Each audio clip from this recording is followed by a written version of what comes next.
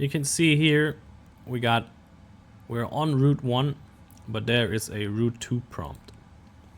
We could also use route 2. Every airline does it a little bit different. We could, for example, use route 2 for our engine failure route. So I will put in Frankfurt and Frankfurt, and then you could put in here your engine failure waypoints.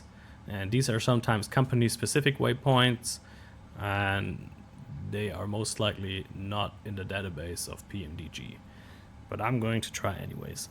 So in that case, if you have a waypoint, for example, I have some coordinates where we would proceed in case of a engine failure. So north 4954, and then we got 0.2, and we got east 008 0.1. Let's see if he will take it. There we go. There is our self-created waypoint, and I want to hold there. So I will paste this into the hold, and it's gonna be 246 inbound course, right hand turns. All right, go back to route, and you can see in the small blue line here, this is our not active route 2. This is the white dashed line. You can barely see in the background here is the extended center line from runway 25 center. And during engine failure, we just want to proceed straight ahead, go into the holding. So that is represented by this blue line, and it is basically overlays with the white line, so it makes perfectly sense for our engine failure routing. So that is one option. You could also come in here, go to the index, and now you see route 2 is from Frankfurt to Frankfurt. And we could choose an arrival in case of an immediate return. So we could choose the ILS Zulu 25 center. And this is the missed approach, and here you can see the waypoints leading us in case of an ILS 25 left if we return after an engine failure back to Frankfurt. So there we go. That's how you use route 1 and route 2. You can also see here route 1 ACT active and route 2 is not active. If I press route here, I'm still on route 2. I want to go to route 1. Now you don't see route 2 anymore, and you can also see here active route 1. That's how you can make sure that it is active. Also, you see the magenta line. After inserting route 1, route 2, usually what I do is go to the fix page and just create me a fix for the airport where I am departing, and /25 for a 25 nautical mile circle around the airfield. This shows me the minimum sector altitude, which is usually based around the airfield at 25 nautical miles. My MSA, minimum sector altitude, I would find on my departure chart, so this helps me for visualization during departure. Also, I would draw this ring during arrival into Newark. Okay, next is we're gonna go to legs and route data, and there you see a wind data, and I can press load. So this is how you can load the winds using ACARS if you have it connected to SimBrief.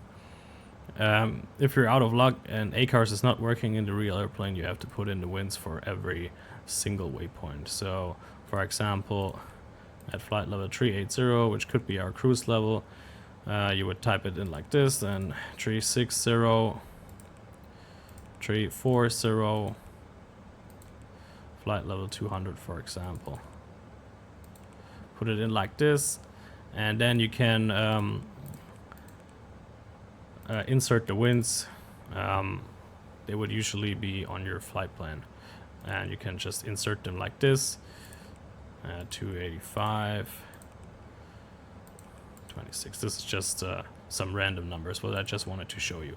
So now you have different altitudes, different cruising levels with the OAT, and the wind direction. So out of 285 26 knots.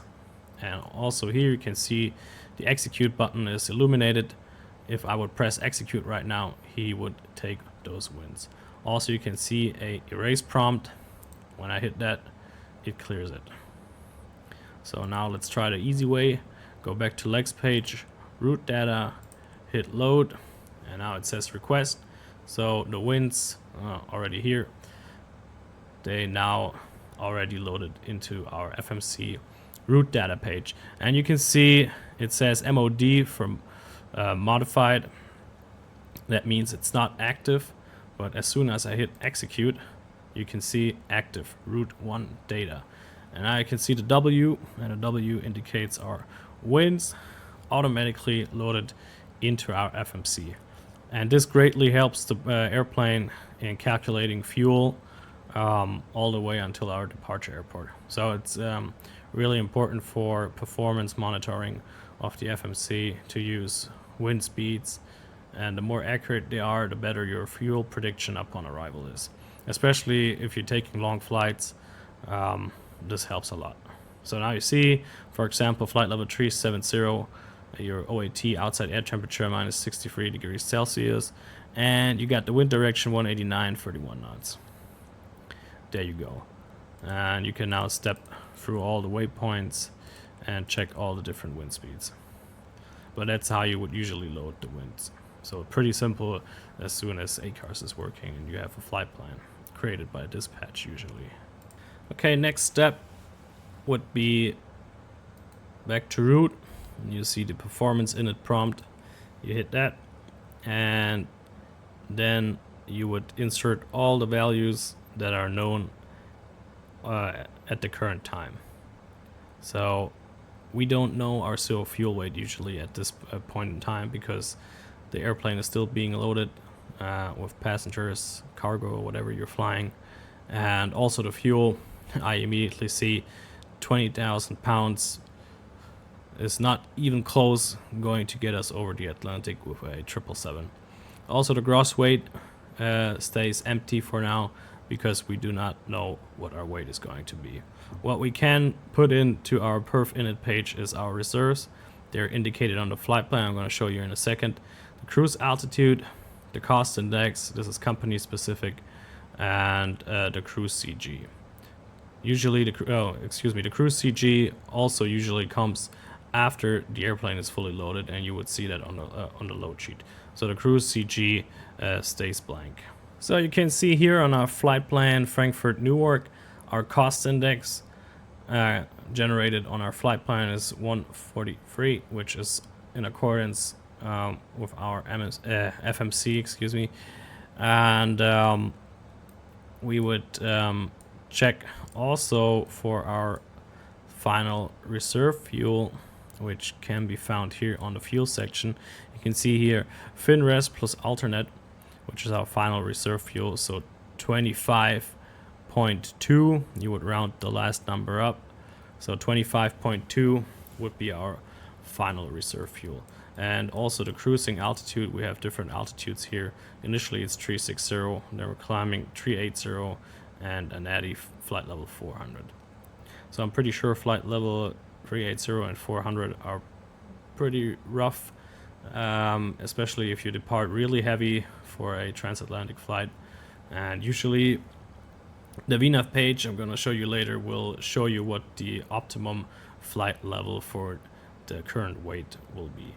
But as of right now, let's just use flight level 400, which is in here. Flight level 400, our cost index, and the reserves should be 25.2 actually. I can overwrite this number, and yeah, we can hit accept. Okay, let's overwrite it again. So reserves 25.2, flight level 400, cost index. The rest stays blank. And here you can see the step size. RVSM, meaning you would step 2,000 feet. So if you're cruising at flight level 360, the next usable flight level for your direction would be flight level 380. If you're outside of RVSM, it would be 4,000 feet. So if you're cruising at 360, the next usable level would be flight level 400. You could also enter a 0, or I think IKU in some aircraft, which would be, I guess, the 4,000 feet. No. Oh yeah, spelled it wrong. Yeah, he doesn't like that. So let's just do the step size 0. You could also do the step size 2,000 feet, which would be equivalent to RVSM, or 4,000 feet, whatever the local law is. Now we go to the thrust limit. This is basically left blank for now. You would modify this page later on as you're doing the performance. You can only do the performance for an airplane as soon as you have all the correct weights after the airplane basically is fully loaded. Then we skip to takeoff. Flaps, we're gonna leave blank. CG, we don't know yet. And our V speeds, V1, rotate, and V2 also are going to be left blank, since we have to calculate them and we need the correct weights. You can see 1-2, meaning we're on page 1 of 2. If we skip over, we can go to our takeoff ref 2 page, and you can see engine out, acceleration height, thrust reduction, and so on. So basically, every airline, every airport has different procedure for noise abatement. So the acceleration height varies according to different airports, different airlines. Some airlines say, if you legally can, we want to accelerate you at 3,000 feet, so you can override those altitudes. And we want to have our thrust reduction. So basically the thrust lever is going to move to climb from takeoff power automatically at 1,500 feet. And of course you have your engine out acceleration height, which would be calculated by your performance tool.